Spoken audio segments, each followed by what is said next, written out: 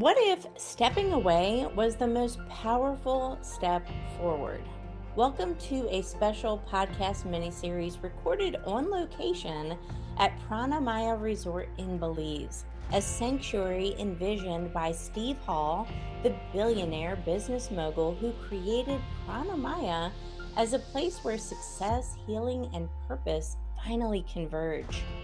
In this series, you'll hear unfiltered conversations about confidence, alignment, healing, and building entrepreneurial success, along with what it really takes to return to yourself without losing your ambition. Experience the Prana Maya mini-series and go to pranamayaresort.com for more details, where transformation isn't taught, it's lived. Let's go. Thank you so much for tuning in to another episode of Grasp Confidence Podcast. I'm your host, Tara LaFon-Gooch, and we are on site in Belize at the incredible Prana Maya Resort. And I'm joined by the lovely Dr. Mara Kevan and Bree today. And we're going to be talking about health, wellness, and what it means to step into your best self. Ladies, thank you so much for joining me today. Thank you for having us. Yes. Absolutely. This is such a treat. We are just at a piece of paradise, really. I just want to know why this is important to you both. What drew you here, and why now? Well, I have been looking for a property where I can meld different facets of my life into one location. And for about 20 years, I have been wanting to find a luxury property, preferably international, and be able to bring my health and wellness skills all under one roof. And I came to Pranamaya at Christmas last year, and the light bulb just went off. This was the perfect place of everything on my checklist that I was looking for. And then getting to work with the owner, Steve, and walking step in step with somebody with a like-minded vision is, as our friend Asher says, we keep just pinching ourselves as this dream is continuing to unfold and become more true every day together. Wow. That's amazing. What about you? I would love to hear a little bit of a background as well, and why this called you. Well, Mara's been my friend, dear friend, for almost 15 years. We met in Central Oregon at one of those networking situations where nobody in the room understood what we were talking about, but we saw each other, made eye contact, and we were like, okay, this person gets me, this is my person, these are my people. So we've been friends ever since and started doing offerings together back then, kind of around town and around Central Oregon. And that time developed into a beautiful friendship, multiple offerings together and with other practitioners in the area. And then last January, Mara called me and she said, do you want to jump on board with luxury wellness retreats with me? And I said, absolutely. You don't have to say more. I'm a yes. We'll figure out the details and logistics later. And so my background is in yoga, wellness, meditation, trauma-informed work with a lot of different and diverse populations across time and across times of my life.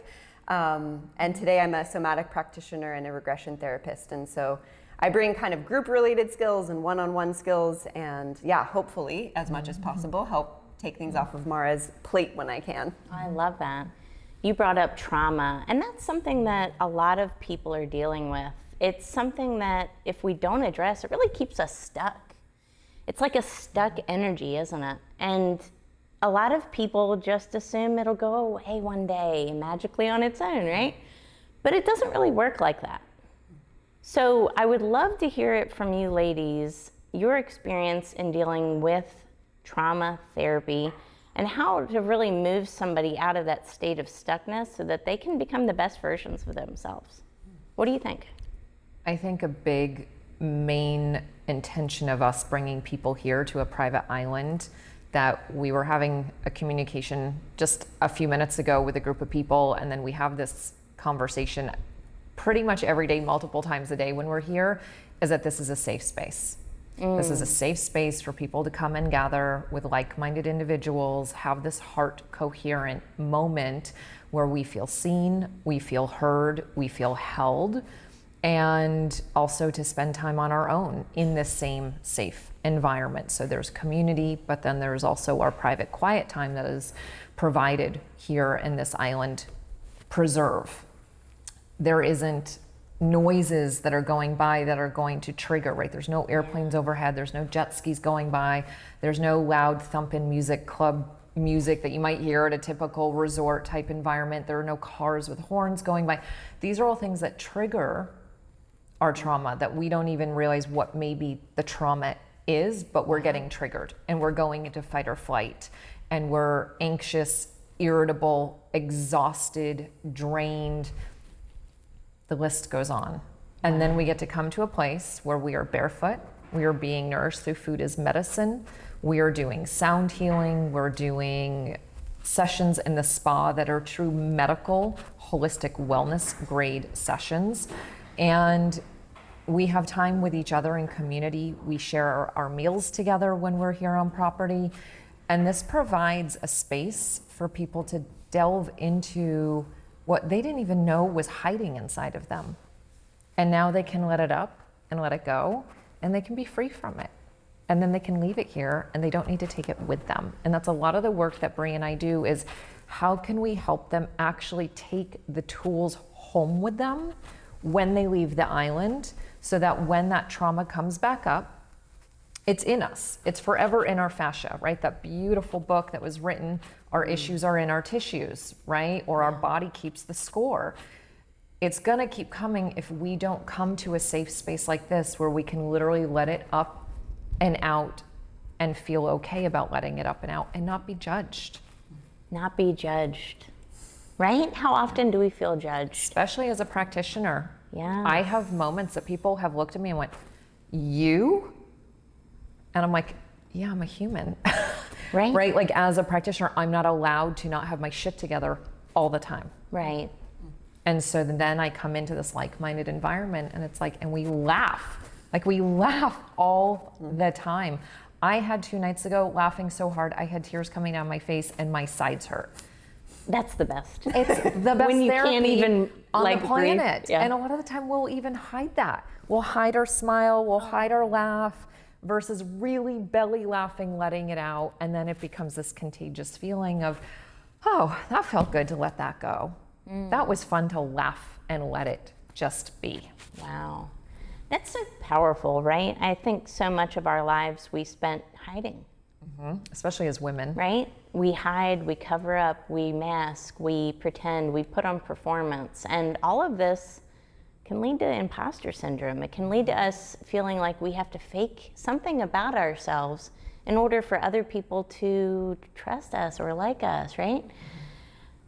Your work as a somatic practitioner, I'm very curious about this, and some of our audience, they may have never heard of this before, right? For some people, this is new to them. So I would like to hear, what is it, what does it mean, and who would benefit from something like that? Yeah, it's such a great question, kind of on multiple levels, of course. So somatic comes from the word soma, which is our liquid. Sounds funny, but there's really this nectar-like quality of the softer tissues in the body. So whether we go from the fascial perspective or whether we go from a more energetic, like the fluid parts of us that are energetic. And the reason I say that, or I bring in this analogy of fluidity, is because inherently doing somatic-based work requires slowing down. So these parts of us that call it wisdom and or call it issues that are stuck in the tissues require a different pace. And so, for example, when we do yoga on property, unless we're very specifically doing, a workout, or we're using, we have TRX equipment, it's like we're moving slow because we're wanting to give a different baseline of pacing that's different from the pacing we're sort of often required to just match in the outside world. So maybe step one when people come onto property or come to a retreat is simply we just start slowing down with basically everything we do. And then in one-on-one sessions, or as we think about incorporating somatic-based things in group sessions or in one-on-one, is one, honoring that slowing down. And then two, really giving space for the way cream bubbles to the top, Ooh, in a glass of good milk. analogy. It's like if you give those parts of us a little bit of time and space, and if we do the pacing thing right, then whatever might be just under the surface, we aren't trying to dig to the depths of someone's soul. That might happen while they're here in this environment, but in general, just even that one layer of like, wow, I'm really anxious every day I go to work, and I'm feeling that layer have enough space to, one, just be felt, acknowledged, and then often named, especially if we're in a one-on-one session. And then from there, there's a lot of directions that can be taken. But I think that slowing down and finding a different pace almost is like the first window you have to open to access anything deeper from there going forward. Stop running. There's a saying, speed up to slow down, right? But our culture, society is not designed for that. We're taught go, go, go, get them, gotta be a go-getter, you gotta do this, you gotta hustle, you gotta try harder, you gotta constantly be striving. And it's exhausting, and it can lead to anxiety, it can lead to depression, and what it doesn't lead to is healing. Right. And I love the point you brought up, that the first thing you need to address is that slowing down so that you can name it to tame it, so that you can release it. That's powerful. As you're talking, it feels like stuck energy that can actually be released and moved out. We call it stagnation in Chinese medicine. Stagnation. You're stagnant. So you might be running really fast, right? Driving 80 miles an hour in a car, running literally on a treadmill after you've run all day long, but you're stagnant internally. Wow. And so then that stagnation parlays to depression, anxiety, insomnia, weight gain, digestive issues, backing up versus suppleness, right? The opposite of that stagnation is smooth flow of chi, smooth flow of prana, that free flow of energy that is exchanged between people in spaces within ourselves. And so if we don't slow down, we're not going to open up those channels. And it just continues to block up. So who would need this? It sounds like everybody. I mean, it sounds like we all need this, right? But I'm just thinking of the viewer, the listener right now. They may be saying, okay, maybe this is me. Maybe people had some unaddressed childhood trauma. Maybe they're going through something. Maybe they're seeing some repeated patterns happening in their life, and they're not sure. So who do you think would benefit from this the most, besides everybody? Because it certainly sounds like everybody needs it. But I think people who are identifying as unwell, because I don't ever want to say somebody is sick. That is a Western medical diagnosis of you're sick and here's what we can give you to undo the sickness, even though those have side effects that create more sickness. So when we start to identify and we start saying these things over and over again, I'm so tired. And all we say all the time is, I'm so tired. Right? That's the first thing that I want to say to somebody is when you are repeatedly saying in the morning, as soon as you wake up, when your cortisol is highest and you should be bouncing out of bed and so stoked for your day that's coming, and you're like, I can't wait to get back to this bed. And you're just counting down of how you get through your day to get back to that bed, but it's not restorative sleep. That's the number one person who this is for. that feeling of just constant exhaustion. Constant exhaustion. But I look at you guys, and you guys look so refreshed, right?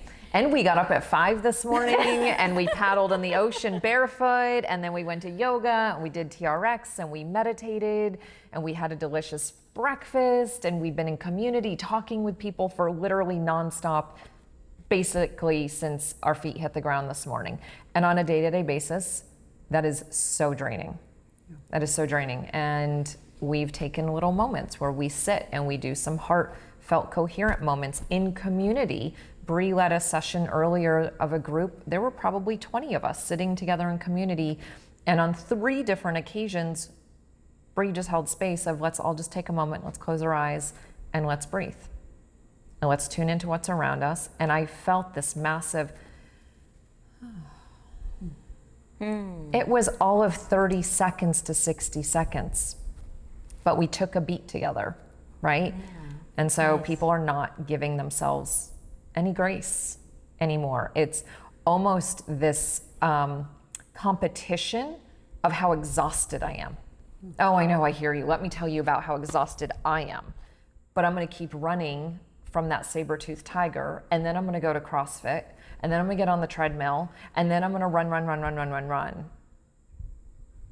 It's not sustainable to do that. And what's really, I think, 2 of the most beautiful things that I've witnessed here were doctors who came to our retreats who are highly ambitious, very well respected.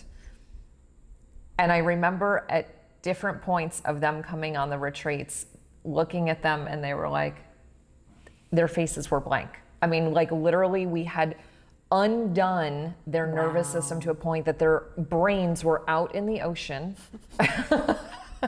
The wheels weren't cranking like mad people, and they were like, wow, this is heaven. This is suppleness. This is relaxation. This is chill time. And I was like, did it.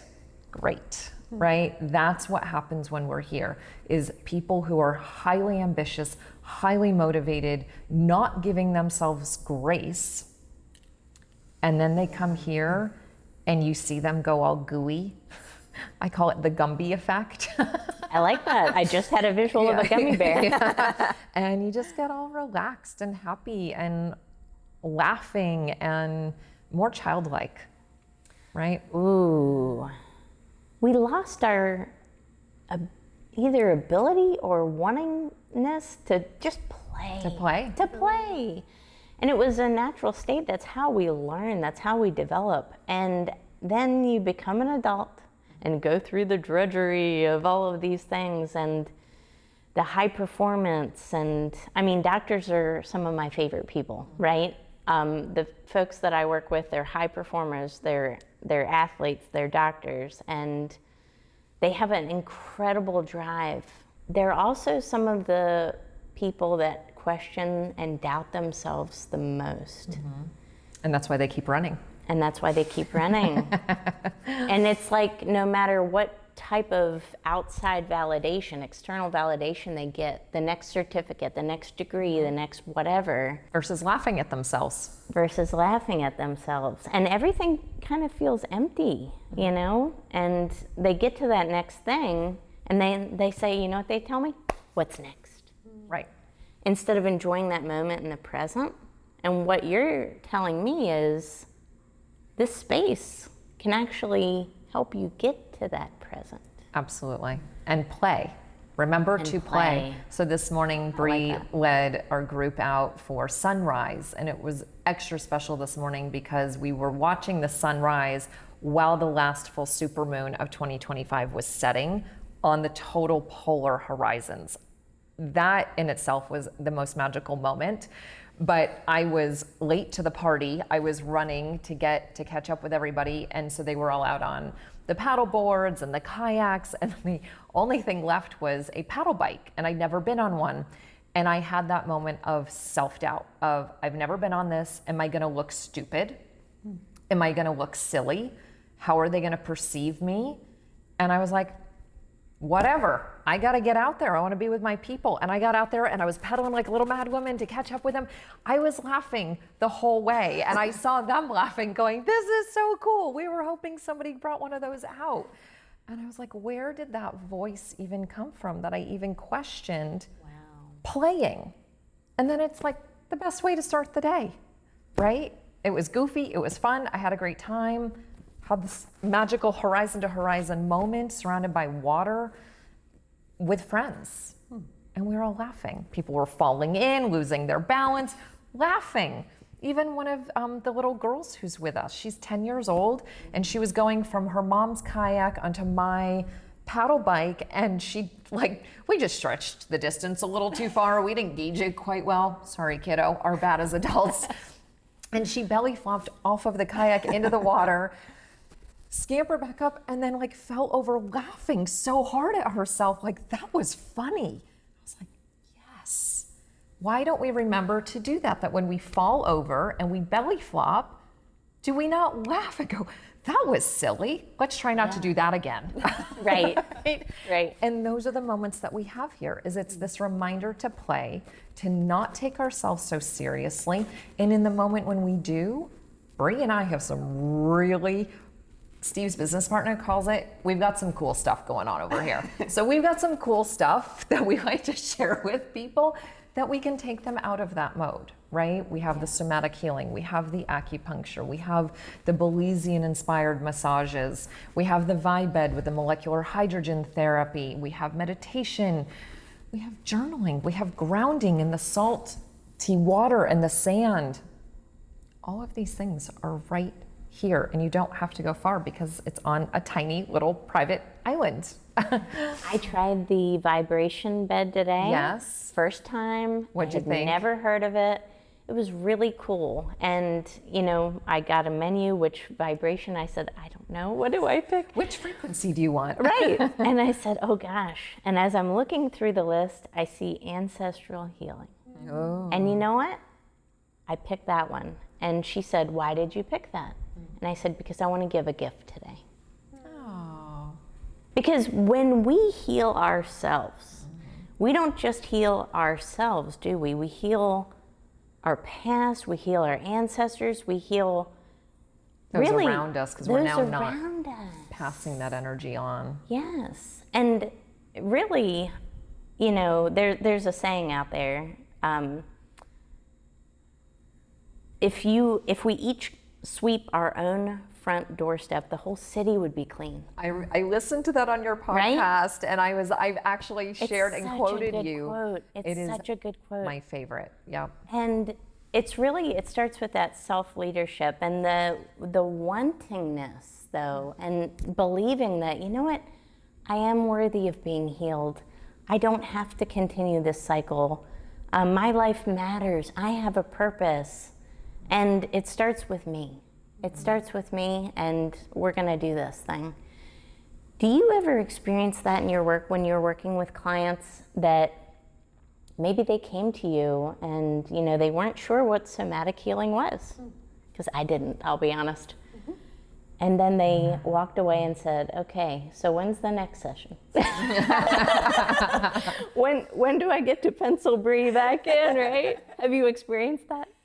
Yeah, I think it's always trying something for one time or the first time is a great move, but there really is a momentum that builds with acupuncture, with maybe any kind of energy healing or you got to chip away at the subtle expert. healing. Yeah, where you having this kind of regular contact, not just with a practitioner because they're an expert and they're helping, but because something really valuable that is really sometimes, it's both really obvious when you're in the moment, but it's sometimes hard to put into words, which is in those interactive shared spaces between two people when one person is essentially, I'm just going to call it holding the highest and best good and healing for another human being, regardless of the modality. Yeah.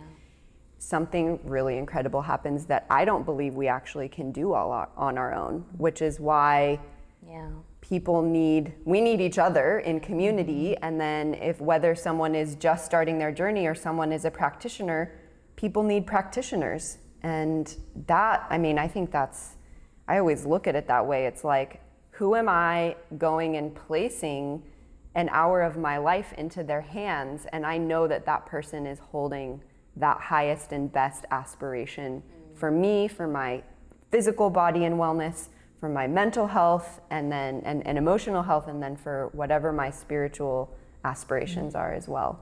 And that's a huge gift that practitioners give people all the time. So yes, I have people that they try one and then, they're like, okay, what does it look like to continue this? And I mean, I usually recommend like, let's try weekly for a month is a really good place to start. And we look at something usually pretty specific because people usually have a very specific wanting or challenge or roadblock or behavior they're trying to change.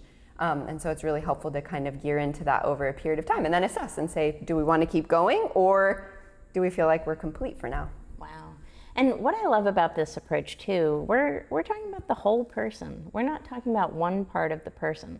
We're not talking about just the physical body. We're talking about mind, body, and soul. It's that spirituality. It's that, higher element to it as well. And that's beautiful.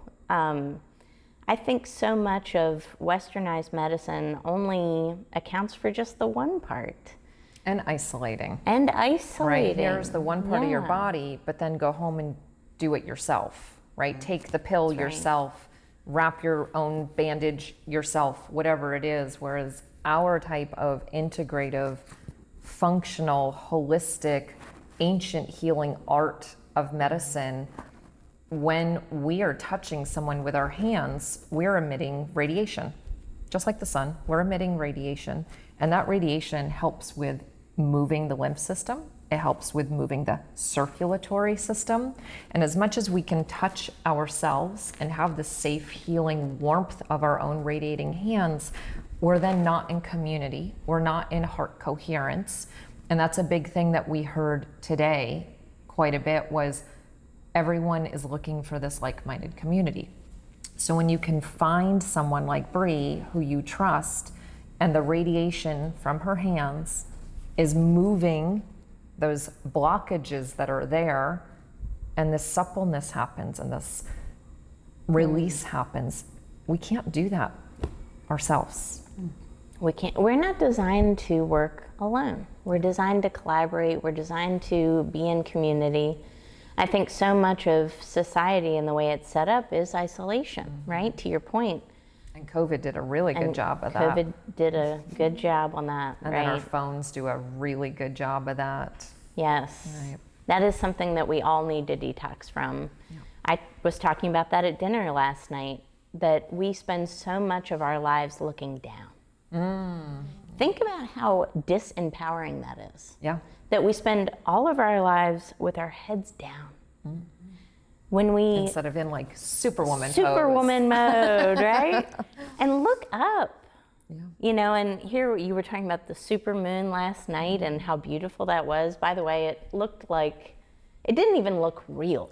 I just want to say that. I was like, is this a painting? But this is the environment where you can look up. You can look at the night sky. You can appreciate that because there's not a lot of light pollution either. No. And it's a different level. There's no overhead flights, there's no light pollution, there's no noise, there's no parties going on. We're turning a lot of the lights off around the resort too once sunset happens to help with that natural cortisol downregulation and this natural support of the dark stimulating our retina to help our brain release melatonin. We've brought in the red lenses that it's really fun to watch people running around the property in the evening in their red lenses just to help bring in the calm, the quiet, the relaxation versus staring at TVs or looking down and having all this overhead lighting on. And we wonder why we can't sleep at night or we're up until 2 a.m. with our mind racing and our heart pumping fast out of our chest. Gosh, so true, so true. I would love just one quick takeaway from each of you. One piece of advice for everybody who's listening right now. What would you have for them to go to that next level of health and wealth and success and empowerment and just that personal freedom? What do you think each person, what's one thing somebody should do to just go to that next level with their lives? Come to Prana Maya. Come to Prana Maya. That was easy. I think a big one is honestly a gratitude journal. Love that. I started gratitude journaling exactly a year ago, Thanksgiving a year ago. So I just finished gratitude journal. My first gratitude journal. And I had this moment of, I don't want it to end. happened? And then I was like, oh wait, I can just start a new journal, right? But it's been this really beautiful, and I get to look back at it of all the things over the past year. It's been a hard year. I started a new company, I moved my business, the list goes on, everyone experiences that, but I had gratitude. Focus on gratitude. That's my number one takeaway for people. Oh my gosh. Well, Gratitude. you're preaching my language, right? Grasp, Grasp.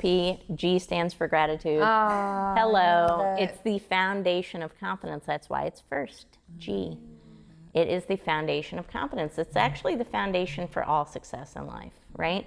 Because if you can build gratitude, you'll become confident, you'll become successful. Everything else is a byproduct, but it starts with that gratitude and appreciation. What about you? Yeah, it's such a good question. Come to Pranamaya. We have a Heal the Healer retreat coming up in April. And a Women's Wild and Rooted in August. Yeah. Okay. Besides that, so something I've really worked on, because I'm a highly driven person. I've met a lot of my, goals and aspirations in my life. And at the same time, I still sometimes struggle with, call it procrastination, it's like I know the next step and I don't always do it for myself. So I would say listeners out there, most if not all of you have had some sense of whether it's body knowing or you recognize it as intuition or you know it as your gut instinct. You know the next step, and I would say don't wait another day. Take action. Take action. Yeah.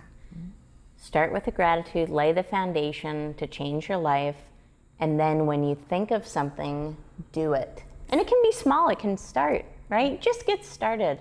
And it might be a messy start, and that's okay. But if you wait and delay... The starts are always messy, let's be honest. It should be messy. Yeah, and messy looks good on us all. And have fun with the messy part of it. Well, that's the play. Yeah, have fun, play. That's the play. Yeah. I love that. I have always loved the saying, see it, believe it, achieve it. See it, believe it, achieve it, love it. Come here, come to Pranamaya, please, everybody. This is such an amazing experience. Thank you so much, ladies, for being guests on this show today. Guys, if this episode resonated with you, like, share, subscribe. Send this to someone in your life right now who wants to go to that next level of success, wants to go to that next level of healing, may not know the first step, but just needs some inspiration to get started. This will get them there. We will see you on the next episode. Take care.